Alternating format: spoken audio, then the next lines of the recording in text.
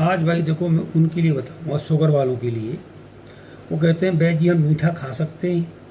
देखो भाई मैं इतना कहूँगा, आप चीनी नहीं खा सकते, ये ध्यान रखिए। अगर जिनको शुगर है वो सफ़ेद चीज़ चीनी नहीं खाएं और दूध से बनी चीज़ें नहीं खाएं भाई, सीधी सी बात। ना पनीर खाएं, ना आपको दही खानी है, ना आपको दूध पीना है।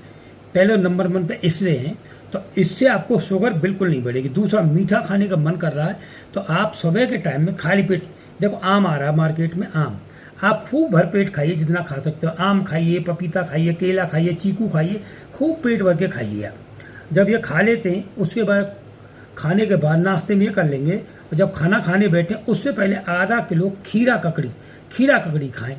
आपको दिन में 1 बार करना है, इसे करते रहिए, आपकी शुगर बढ़ेगी नहीं और धीरे धीरे आप इससे आपका ग्लूकोज तो मिलेगा ही, तो पेन क्रिया भी रिचार्ज होना शुरू हो जाता है।